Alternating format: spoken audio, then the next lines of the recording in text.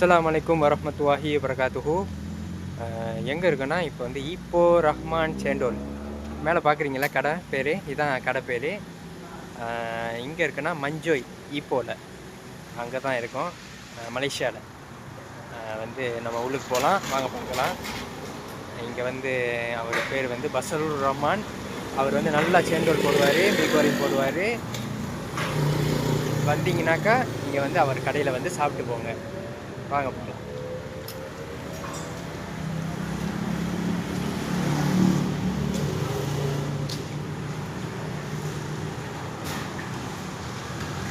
இவர் தான் இவர் பேர் வந்து பசருர் ரஹ்மான்.